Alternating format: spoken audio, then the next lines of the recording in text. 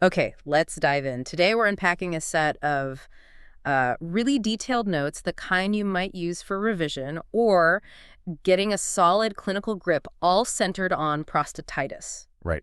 Our mission, to basically cut through the density and pull out the absolute most important high-yield information. Yeah, making it clear. Think of this as your shortcut to understanding prostatitis clearly, whether you're revising for an exam or, just want to be genuinely well-informed. Absolutely.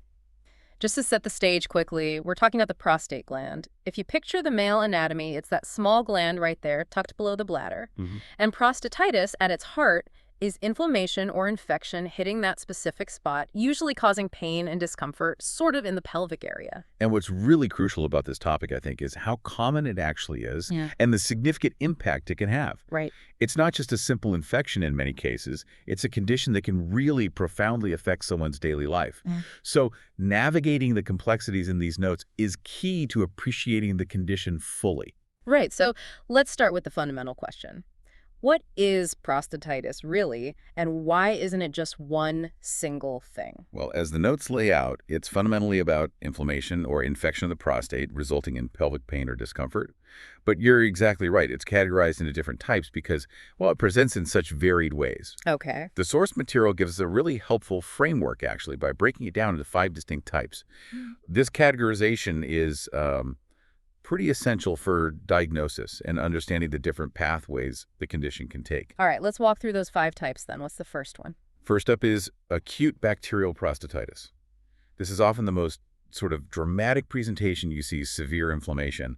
And importantly, there's clear evidence of a urinary tract infection, a UTI, involved. It tends to come on pretty suddenly. So acute, caused by bacteria, and feels pretty serious right from the get-go. Precisely. Then we have chronic prostatitis. The defining feature here is persistent pain, lasting for 3 months or even longer. 3 months. Okay. Typically accompanied by ongoing urinary and maybe sexual symptoms. Okay, so duration is a major differentiator for chronic. And the next type, this one seems like the big player. Yes, that's chronic prostatitis, chronic pelvic pain syndrome, commonly known as CPPS. And the notes highlight a really significant point here. This accounts for over 90% of all prostatitis cases. Over 90%. Wow. Yeah.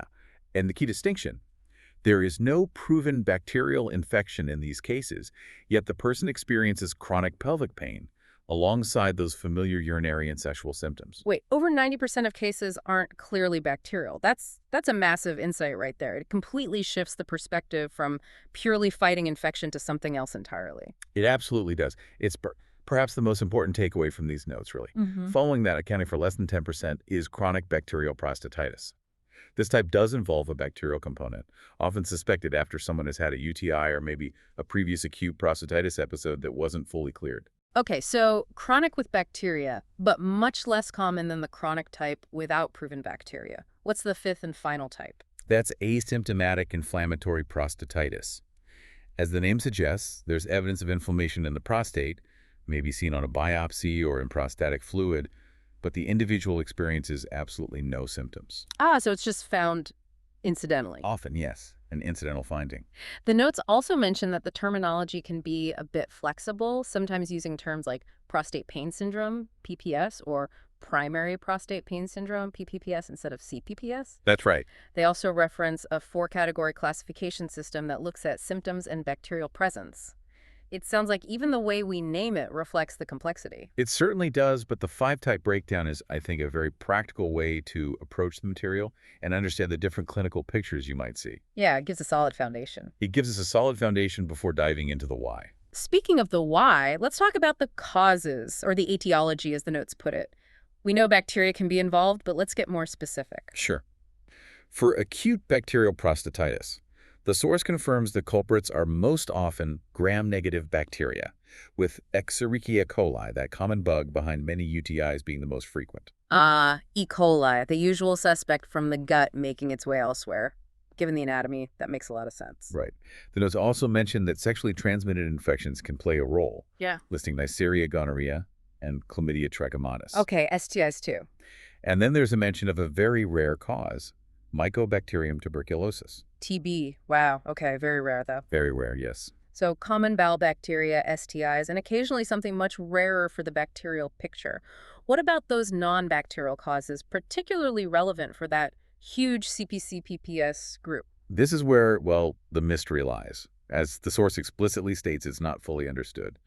But the potential non-bacterial causes they list include things like elevated pressures within the prostate gland itself. Pressure buildup. Yeah, elevated prostatic pressures, pelvic floor myalgia, which is essentially pain or dysfunction in the muscles of the pelvic floor, and even emotional disorders. Elevated pressure and muscle pain. That sounds less like an infection and more like a sort of plumbing or muscular issue. And emotional disorders. That really highlights how chronic pain conditions can involve stress and psychological well-being, doesn't it? It absolutely does, pointing towards a complex interplay between physical and potentially psychosocial factors, especially in CPPS. Okay. Before we get into the how it happens, the pathophysiology, who's more likely to develop prostatitis in the first place, what are the risk factors identified in the notes? The source lists several key factors that increase someone's risk. A history of urinary tract infections is one. Having indwelling catheters is another. Right, things that introduce bugs. Yeah, exactly. Yeah. Previous episodes of prostatitis themselves increase the likelihood of recurrence. And anything that obstructs the flow of urine from the bladder, like benign prostatic hyperplasia BPH, often known as an enlarged prostate, is also a risk. So things that make it easier for bacteria to get in or things that prevent normal urinary flow. Makes sense. Precisely. The notes also include recent urinary tract instrumentation procedures where instruments are inserted into the urethra or bladder. Like cystoscopy or catheter insertion. Exactly. Sexual activities mentioned, and simply increasing age as factors that increase risk. Okay, history of infections, procedures down there, flow problems, and getting older. That paints a clear picture of vulnerability. Now, how does it physically manifest? The pathophysiology. Okay, so the notes outline the proposed mechanisms for the different types. For acute bacterial prostatitis, it's typically an ascending infection. Bacteria make their way up from the urethra or bladder and colonize the prostate, leading to that intense inflammation and severe symptoms. So the bugs climb upstream. Got it. For chronic bacterial prostatitis, it involves persistent or recurrent bacterial infections. The notes suggest bacteria might sort of hide within the prostate tissue or perhaps in prostatic stones, making them hard to eradicate, Little hiding places for the bacteria. leading to ongoing inflammation and symptoms. Yes, and for CPPS, where it's not proven bacterial. Well, as we touched on, the notes emphasize its complexity and that the exact mechanisms aren't fully understood. They suggest potential involvement of inflammation, even without overt infection, neuromuscular dysfunction in the pelvic area, so problems with the nerves and muscles. The pelvic floor again. Exactly. And those psychological factors we mentioned earlier, it's a really complex puzzle. So the pathway is pretty clear for the acute bacterial type, but for the most common chronic type, it's still a bit of a scientific mystery with multiple potential contributing factors. That's exactly the picture the notes present. And for asymptomatic inflammatory prostatitis, the pathophysiology is simply the presence of inflammation without causing symptoms, which could be due to non-bacterial irritants or maybe autoimmune responses, although the source doesn't detail these possibilities extensively. Okay. Given the symptoms, pelvic pain, urinary issues, it sounds like prostatitis could easily be mistaken for other conditions. What's on the differential diagnosis list from the source? What else could it potentially be? Yeah, this is a critical section for clinical practice. The notes list several conditions that can present with similar symptoms, and it's vital to rule them out. Like what? This includes cystitis, which is a bladder infection, benign prostatic hyperplasia, BPH, the enlarged prostate, urinary tract stones, a foreign body in the urinary tract, bladder cancer, Okay. a prostatic abscess, which is a collection of pus in the prostate, and even something as serious as an enterovesical fistula, an abnormal connection between the bowel and the bladder. Wow. That list ranges from relatively common issues like bladder infections and BPH to much more serious things like cancer or an abscess. Absolutely. This list really underscores why getting the right diagnosis is so important and why investigations are necessary. You can't just assume it's prostatitis based on symptoms alone, because you could be missing something else entirely. Definitely. Let's talk about how widespread this is. The epidemiology section in the notes focuses specifically on the UK context. What do we learn about its prevalence? The notes give a prevalence range between 2.2% and 9.7%, so certainly not rare. Not at all. They reinforce that chronic forms are much more common than acute, which makes sense given that CPPS is the largest subgroup. So you're far more likely to encounter a chronic, often non-bacterial case than a severe acute one in practice. Right. The notes reiterate the risk factors we discussed: age, history of UTIs, sexual activity, and instrumentation within this UK context. They also specifically call out the significant impact CPPS has on quality of life. There's again. Again, linking back to those potential psychosocial factors. That impact on quality of life is a really important point, isn't it? It's not just a fleeting illness, it can become a chronic burden. Precisely. The notes also include a couple of additional points from the epidemiology data: an uncertain association between prostatitis and BPH or prostate cancer. Uncertain. And a note that HIV infection may influence prostate cancer risk. These are interesting connections that might warrant further research but are mentioned in the source. Okay, so we've covered the what, the why, who's at risk, how it happens, and what else it could be. Now let's focus on what you'd actually observe or hear when someone comes in with prostatitis, the clinical presentation. Okay. The general features listed in the source include that key symptom of pelvic pain, often described as being in the perineum, the area between the scrotum and the anus. Right, that specific area. Pain with urination or ejaculation is very common, as are other urinary symptoms like needing to go frequently, feeling a sudden strong urgency, or feeling like the bladder hasn't completely emptied. Those sound really uncomfortable. How does the presentation differ between, say, acute bacterial and the more common chronic types? The notes provide a clear picture of acute bacterial prostatitis. It's often severe and can actually be life-threatening. Symptoms come on acutely suddenly, including pain or burning when urinating, that's dysurethria, increased frequency, and pain in the genital area. And that's where you see the systemic symptoms too, right? Like fever and chills. Exactly. The source confirms you'll often see systemic signs like fever, general feeling of unwellness, malaise, and chills. On physical examination, specifically doing a digital rectal exam, a DRE, Feeling the prostate. where the doctor feels the prostate through the rectum, the prostate is typically very swollen, extremely tender, and feels hot to the touch. Hot, swollen, tender. Classic. Right. The notes also mention potential swollen lymph nodes in the groin and urethral discharge, plus signs of systemic infection like a fast heart rate, tachycardia, and dehydration. So acute bacterial sounds like someone who is genuinely quite sick, fever, widespread pain, and a very painful prostate on exam. That's a high-yield picture to remember. It certainly is a key pattern. In contrast, the presentation for chronic prostatitis and CPPS is quite different. The defining feature here is that persistent urogenital pain that has been going on for 3 months or more. 3 months is the cutoff for chronic in this context. Yes. Alongside that, they typically experience lower urinary tract symptoms, LUTS, things like dysuria, painful peeing, frequency, hesitancy, difficulty starting, urgency, and needing to pee at night, nocturia. And sexual problems too. Sexual dysfunction is also very common. That can include erectile dysfunction, painful ejaculation, decreased sex drive, or discomfort after sex. And how does the course of symptoms feel different from the acute type, more fluctuating? Exactly. The notes state that symptoms tend to fluctuate over the years. In chronic cases, they can wax and wane. And crucially, they mention the associated psychosocial symptoms like anxiety and depression, which circle back to that impact on quality of life. Right. While CPPS is mostly non-bacterial, the notes remind us that about 10% of this chronic pain group can still have a bacterial component. So chronic is less dramatic, more of a persistent, fluctuating issue, often with psychological factors involved. The notes give a good summary of key history points to ask about, too. Yes, specifically asking about systemic symptoms like fever, malaise, joint pain, arthralgia, or muscle pain, myalgia.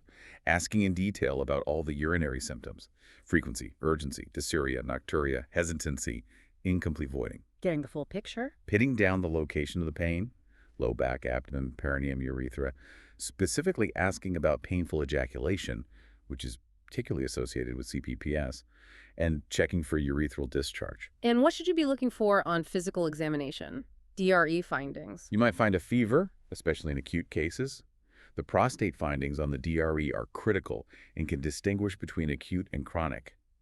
In acute bacterial prostatitis, the notes describe the prostate as nodular, boggy, meaning it feels soft and swollen, tender and hot. Remembering that hot, boggy, tender prostate is a classic sign for acute bacterial. That's a good mnemonic. Exactly. In contrast, in chronic bacterial and chronic abacterial prostatitis, CPPS, the prostate on exam can feel normal, or it might feel hard due to calcification. Quite different. That difference in prostate texture and tenderness on DRE is a really important clinical distinction. Okay, we've got the symptoms and signs. How do we confirm the diagnosis and rule out those other conditions we talked about? The investigations. The source lists the core investigations. It starts with a thorough medical history and that essential physical examination, including the digital rectal exam, the DRE. Always the foundation. History and exam first. Then, urine tests are absolutely crucial.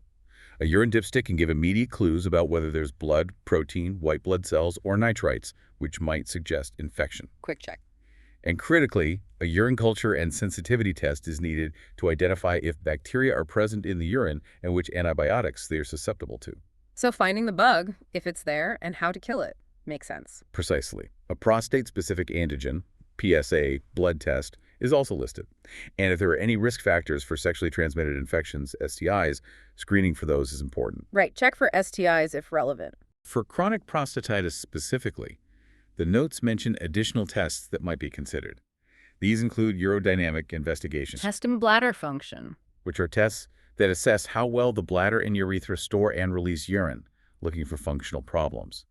They also mention cystoscopy, where a thin tube with a camera is inserted into the urethra and bladder to visualize the inside. So for chronic cases, you might look beyond infection to see if there are functional or structural issues contributing. What about in acute cases, given the risk of severe infection, like sepsis? Good point.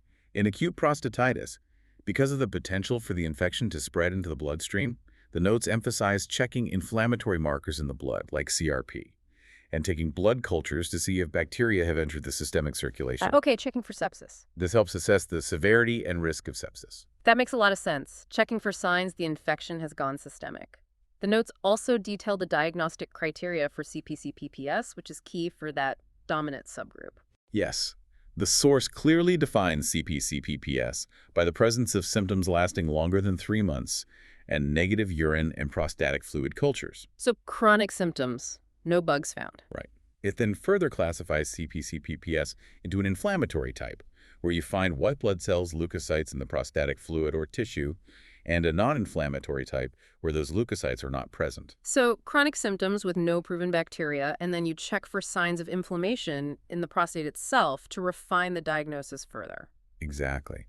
The notes also introduce a tool called the NIH Chronic Prostatitis Symptom Index, or NIH CPSI. Ah, scoring system. Yes, this is a validated questionnaire that helps quantify the severity of pain, urinary symptoms, and very importantly, the impact on quality of life. A standardized way to measure how bad the symptoms are and how much they affect someone's life. Useful. Right.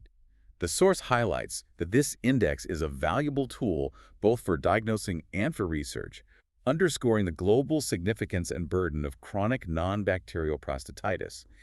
And it specifically notes that pain, particularly how widespread or intense it is the key factor driving the impact on quality of life. That index sounds like a really practical way to capture the patient's experience beyond just listing symptoms. Okay, diagnosis is made. How do we manage this? The notes provide distinct approaches depending on the type, right? Absolutely. The management strategies are quite different. For acute prostatitis, because it can be so severe, the notes recommend hospital admission for significant cases. Straight to hospital often. Yes. The cornerstone of treatment is antibiotics, often given intravenously initially, along with strong pain relief, analgesia, and general supportive care like fluids. Aggressive treatment for potentially life-threatening infection. Makes sense. Yes. If the patient is unable to empty their bladder urinary retention, a suprapubic catheter, inserted directly into the bladder through the abdominal wall, may be necessary to drain urine. Bypass the inflamed prostate. Exactly. And if the cause is suspected to be an STI, referral to a genitourinary clinic is advised. Got it. What about chronic infective prostatitis, the one with bacteria but less acute symptoms? For chronic cases where bacteria are confirmed or suspected, referral to a specialist is often warranted while awaiting their assessment. Antibiotics are again the mainstay, but the notes specify a much longer course, typically 4 to 6 weeks. Wow, 4 to 6 weeks. Giving examples like trimethoprim or doxycycline. Analgesia is used for pain. Stool softeners might be needed if constipation is an issue. And surgery. If prostatic stones are present, which can act as reservoirs for bacteria, surgical options might be considered, such as a TURP transurethral resection of the prostate, or even a full prostatectomy in rare cases. So prolonged antibiotics and potentially surgery if there are stones acting as a hidden bacterial source. And for the most common type, chronic abacterial prostatitis, or CPPS, how do you treat that? Management here is quite different because, remember, there's no proven bacterial infection to target. Pain relief, analgesia, is central, using things like paracetamol or NSAIDs, non-steroidal anti-inflammatory drugs. Standard pain relief. Alpha blockers, like prazosin, are mentioned as possibly being effective for some patients, perhaps relaxing the bladder neck, but the source is cautious here.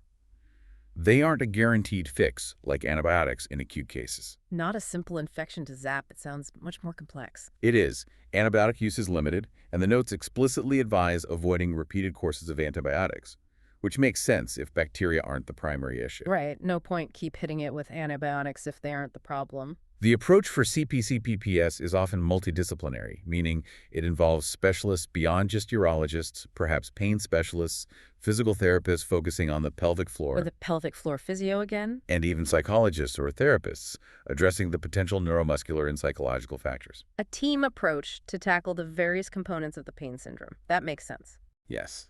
The notes also mention exploring neuromodulatory drugs, listing pregabalin as an example, which affect nerve signals to help manage chronic pain.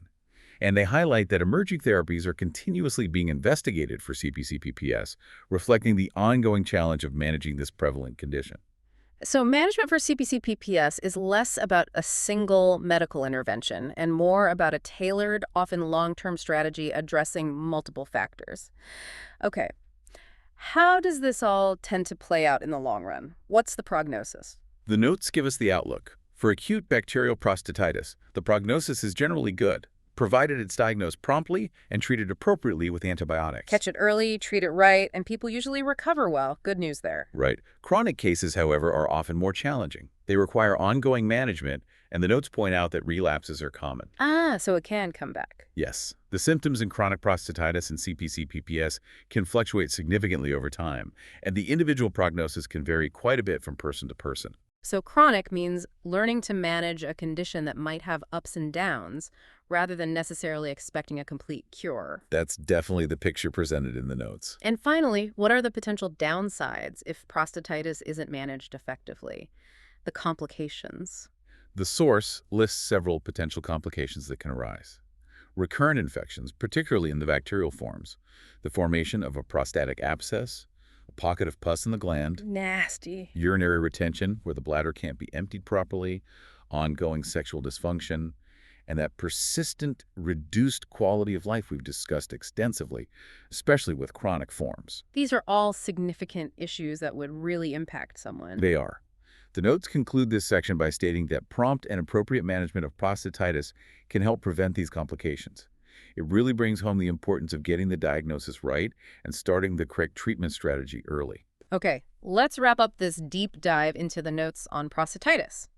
We've covered its definition, the different types, causes, who's at risk, how it affects the body, what else it could be, how common it is, what it looks like clinically, how we investigate it, how we manage the different types, and the potential long-term outlook and complications. Phew. And what's truly fascinating here, I think, is the spectrum of presentations. Yeah. From the acute, potentially severe bacterial infection to the much more common but often less understood non-bacterial chronic pelvic pain syndrome. Yeah. The diagnostic challenge of figuring out exactly which type someone has and therefore the best way to help them is a central theme running through all this material. Absolutely. I think the distinction between acute bacterial being serious but less frequent versus CPPS being incredibly common, often not bacterial, and having such a big impact on quality of life. That's the real headline from these notes for me. Agreed. Over 90% being non-bacterial is a statistic that fundamentally reframes how you think about this condition. It really does.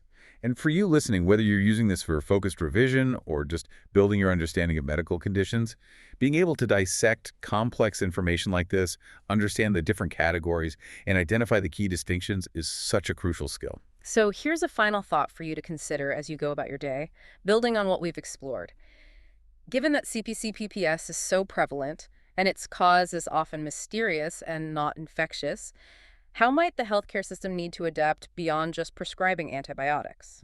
Good question. Or Thinking about that long list of differentials, how much of a clinical detective do you need to be in practice to get the diagnosis of prostatitis right in the first place? Something to mull over. Definitely food for thought. And remember, if you're on a revision journey, resources like PassThemSRA.com can be invaluable for your needs. And don't forget, FreemSRA.com is also available to support your learning journey. We hope this deep dive into the notes on prostatitis has been illuminating and helpful. Thanks for joining us.